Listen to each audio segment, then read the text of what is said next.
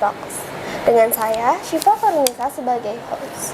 Kali ini kita kedatangan narasumber yaitu Perkenalkan, nama saya Maria Yovita dari jurusan kuliner.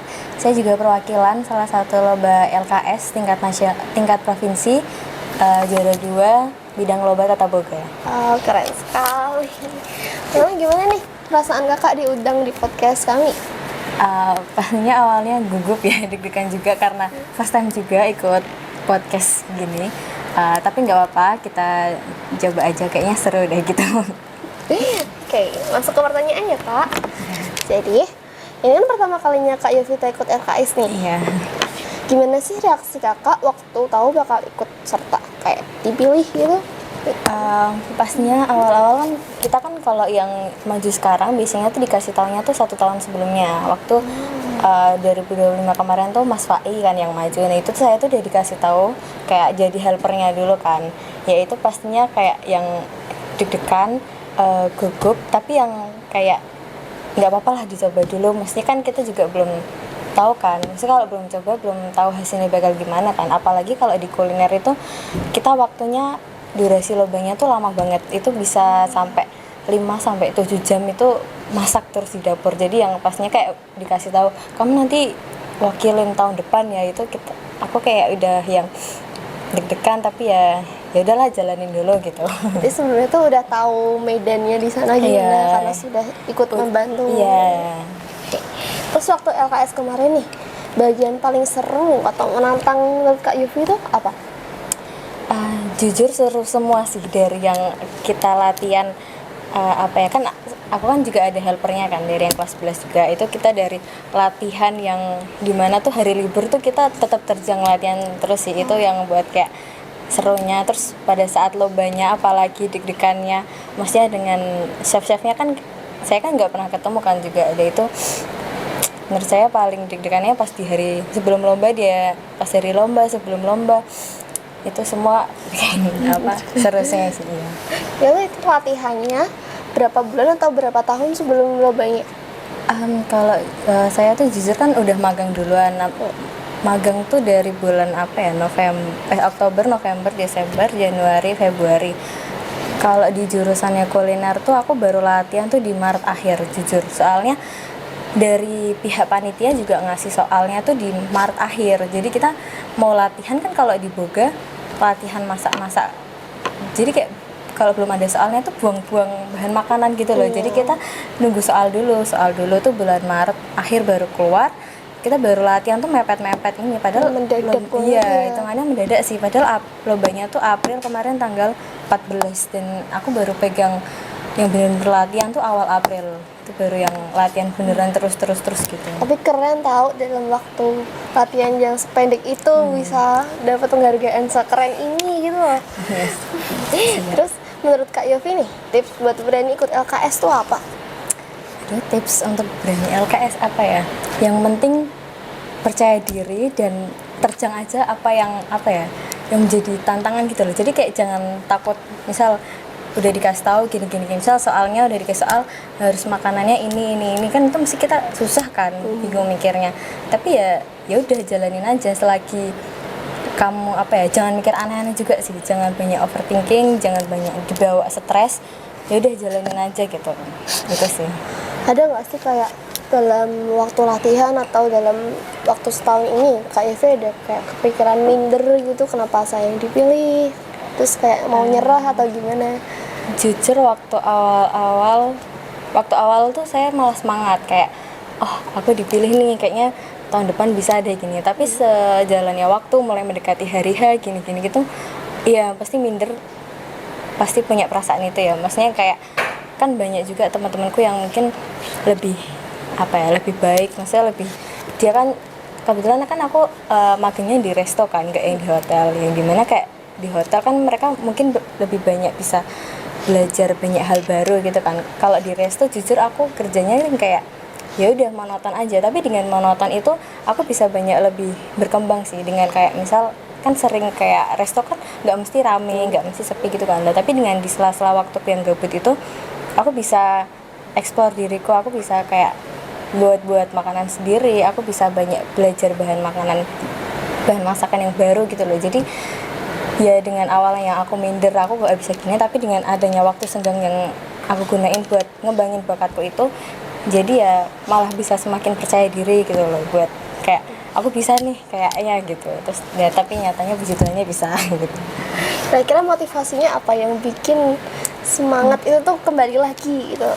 Motivasinya apa ya, yang penting eh ya itu sih, percaya diri. Maksudnya kayak yang jangan terlalu overthinking gitu lah. Motivasinya ya buat enggak sih, sebenarnya motivasinya dari selain pembimbingku, kan kita kan juga ada pembimbingnya kan, guru pembimbing dan guru-guru sekolah itu juga mereka pada yang kayak bisa nih, bisa, kamu tuh bisa, mereka kan belum nyoba tapi tuh ya udah jalanin aja dulu. Tuh dari Pak Irfan, Bu Rahayu itu kan guru-guru kuliner tuh emang keren-keren. Support system Iya, banget support ya. system banget. Terus dari orang tua juga kan, dan teman-teman juga sih. Jadi ya selain dari diriku sendiri, orang-orang sekitar tuh juga untungnya dukung Iya. gitu ya. Jadi nambah Berpengaruh iya, besar jadi gitu. tambah semangat sih gitu. Tadi kan kakak magangnya di restoran nih, boleh tahu Iya. restoran apa ya? Restorannya aku di Aperio Dining and Soiree, itu ada di Sisingamangaraja. Singamaraja itu di daerah Daerah tahu Akpol nggak? Iya, Lah di itu. Akpol Sapangan. Iya, dekat Akpol itu. Terus menurut Kak Devi nih, kira-kira apa sih bahan atau teknik masak yang paling tricky waktu lomba kemarin? Waktu tricky itu apa ya? Kita kan di situ tuh lombanya jadi bikin 3, kan itu kayak fine dining kan, 3 makanan. Yang pertama ada appetizer, main course, dan dessert. Kalau dari aku paling tricky itu di main course-nya, karena itu makanan utama yang dimana soalnya itu kemarin ada mystery ingredients-nya. Jadi mystery ingredients-nya itu ada di dagingnya. Jadi kita nggak tahu dapat dagingnya tuh apa. Jadi bisa jadi dapat tenderloin, sirloin, seng atau apa, kita tuh nggak tahu. Kita baru dikasih tahu tuh Hamin satu lomba, yang dimana biasanya aku latihannya di sekolah tuh pakainya tenderloin, tapi malah di hari hanya tuh dapatnya seng, yang dimana seng tuh apa ya, alat apa ya bahasa Indonesianya, ya pokoknya alat gitulah, pokoknya susah banget buat dipotong tuh. Kayak itu sih aku susahnya itu potong Terbiasa dagingnya gitu ya. iya, nggak terbiasanya kan gampang kan kalau tenderloin lah, ini malah dapetnya seng, yang aku jarang banget latihan itu kan di sekolah. Tapi untungnya ya walaupun deg-degan banget pas di sana, kayak tricky banget, cuman ya udahlah, untungnya bisa sedapatnya gitu kan di bagian dagingnya.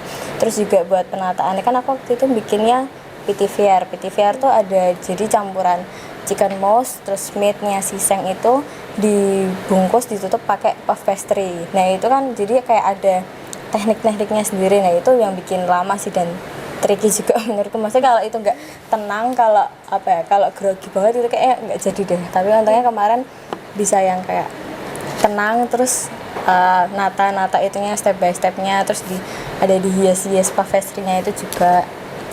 Terus yang bagian dessertnya tuh juga apa ya, bikin kan di soalnya ada kayak sugar decor. Itu sugar decornya itu kayak harus ada di dessertnya. Itu juga sebenarnya nggak ada latihan sama sekali, soalnya dikasih taunya ya nggak sih, sebenarnya dikasih taunya udah 2 hari, cuman kita kan udah di hotel tuh sejak hari Minggu ya, kita nggak, dan di hotel nggak ada oven, kita nggak bisa latihan apa-apa. Ya udah sama si chefku yang ngelatih aku cuma dikasih tahu, kamu nanti pokoknya bikinnya gini nanti gini ya dimana itu aku belum latihan Nggak sekali, praktek sama belum sekali. pernah. Tapi kayak yang disuruh chefnya, kamu bisa, aku percaya kamu bisa gitu. Terus kayak ya udahlah tak coba dulu, tapi ya untungnya bisa sih. Itu sih yang bikin tricky. Kalian pernah nggak sih ada kepikiran kayak latihan daging yang lain yang selain disediain di sekolah gitu, terus perbedaannya apa aja gitu loh? Kalau kepikiran latihan yang lain enggak sih, soalnya itu Pak Irfan si chefku itu percaya aku tuh besok tuh bisa gitu. Jadi ya udahlah seadanya juga kan, pasti beli tenderloinnya itu lumayan banyak. Jadi ya udahlah kita latihannya pakai itu aja, kita lihat besok dapatnya apa. Ya udahlah langsung gas hari H gitu. Pak Irfan sih gitu ya udahlah nggak apa-apa, manut aja lah gitu. Pasrah aja. Iya. Terus waktu lomba dan selesai nih, ada nggak evaluasi yang harus Kak Ivi perbaiki buat kedepannya?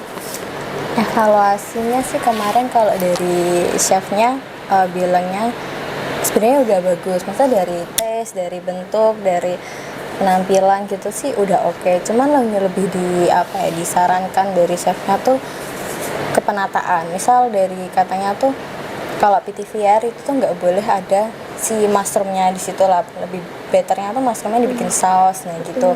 Mungkin kalau aku lebih ke ini sih apa, lebih teliti lagi baca soal dan lebih teliti lagi dalam apa ya, bikin teknik-tekniknya itulah. Kayak kemarin kayak kurang teliti gitu deh baca soalnya, jadi masih banyak yang perlu diperbaiki lah gitu. Ada nggak sih waktu di di medannya ngerasa kayak minder ngeliat udah selesai nih yang lain kakaknya belum gitu? Kalau pas saat lomba ya, pas saat lomba itu kan kita dikasih waktu tuh, jadi durasinya tuh berapa ya? Pokoknya 4 jam tuh produksi awal dari jam 8 sampai jam 10. Itu pokoknya khusus apa produksi 1, habis itu break dari jam 12 sampai jam 1 itu sejam. Terus lanjut lagi sejam tuh produksi kedua. Nah, terus tuh baru boleh plating tuh di 15 menit akhir. Jadi dikasih tuh waktu 15 menit appetizer, 15 menit main course, 15 menit dessert. Dan itu setiap dishnya tuh bikin 3. Jadi kan 9 kan totalnya.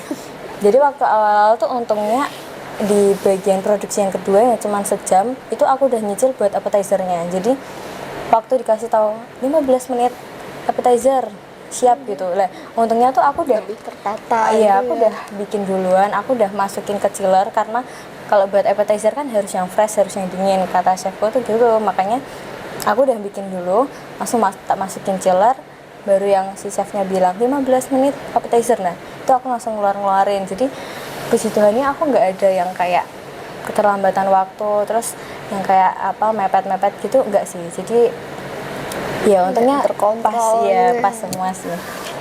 Terus nih, ada nggak sih strategi yang disiapin buat nanti hasilnya menarik di depan juri?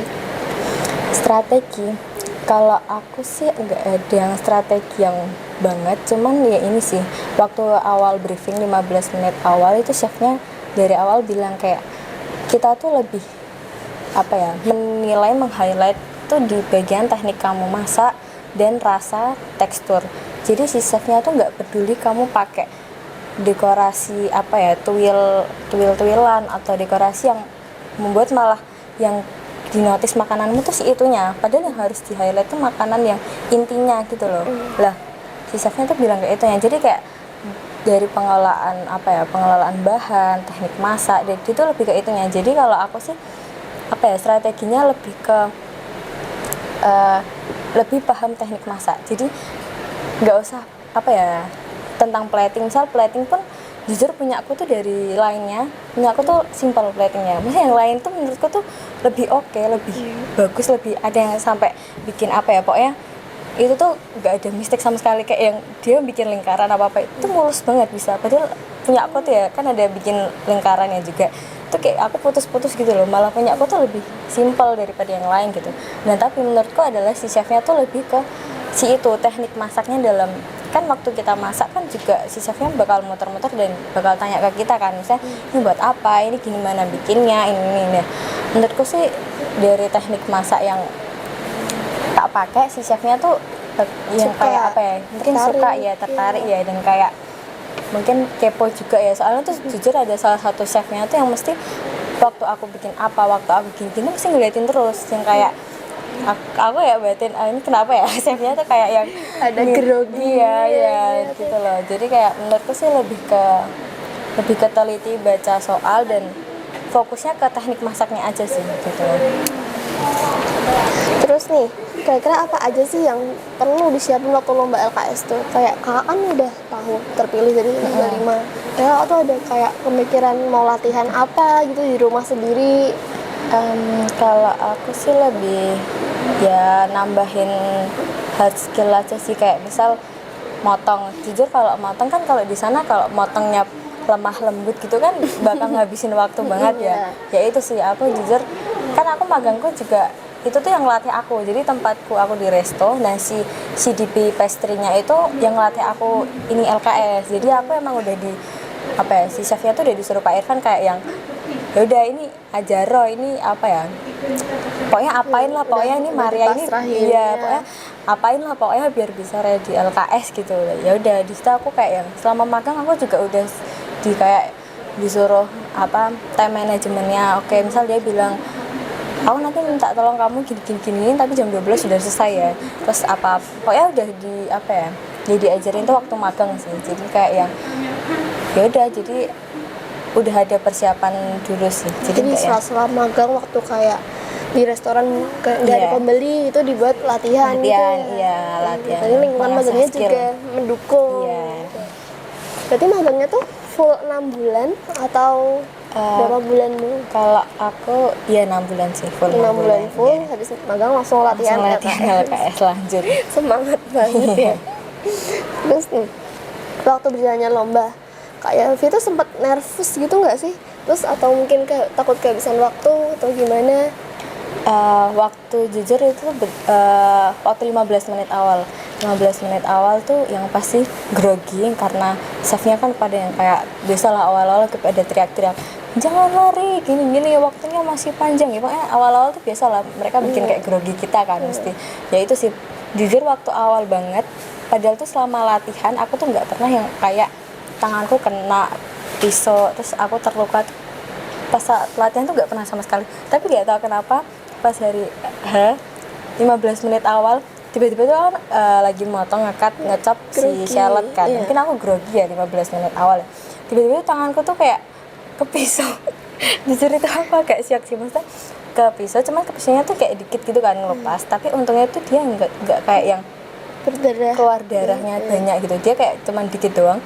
Cuma kan aku yang kayak langsung tenang, harusnya tenang, tapi untung aku bisa tenang, relax, gini kembali ke awal, langsung tak cuci, langsung untungnya bisa lanjut lagi. Tapi habis 15 menit awal kayak ya udah aku ngalir aja kayak latihan biasa kayak pakai Sakit ditahan gitu iya, ya. sakit ditahan tapi nggak apa-apa lah, maksudnya timbang apa ya, sebenarnya nggak apa-apa sih kalau terluka, kayak rasian aja kayak chef gini-gini minta pertolongan gitu, sebenarnya nggak apa-apa, ke toilet juga nggak apa-apa, cuman karena apa ya, ini baru mulai banget pas tiba-tiba udah terluka kan kayak jadi malu sendiri ya nanti ya, jadi kayak ya udahlah nggak apa-apa lah, ngalir aja. Kalaupun isi waktunya juga tetap sama aja terpotong ya. Iya, sama aja terpotong kan, jadi kayak yang ya udahlah dikit doang juga gitu, kayak apa-apa terabas aja gitu.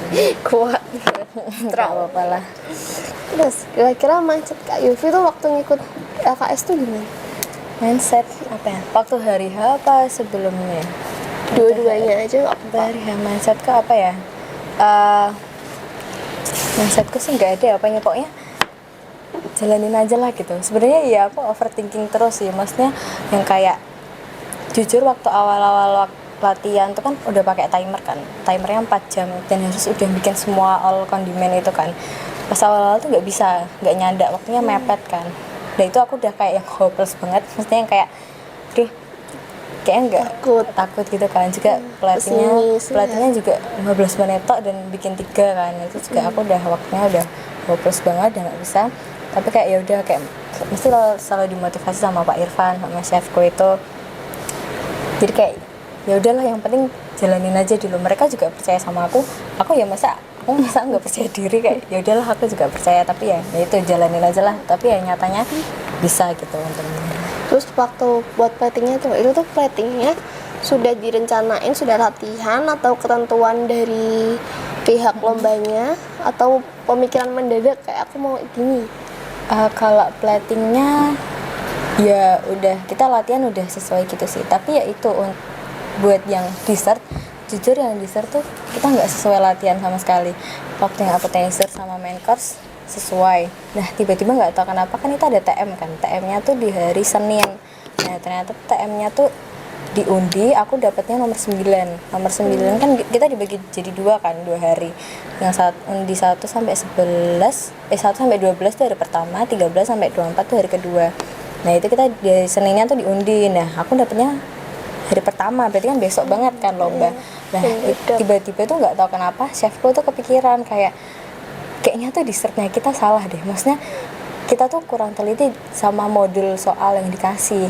Terus kita baca ulang lagi, kita mikir lagi, yang kita dimana latihan, aku udah latihan dessertnya tuh pakai sugar decor yang pakai ring cutter gini-gini di plating, jadinya tuh berubah 180 derajat pas H-1 itu.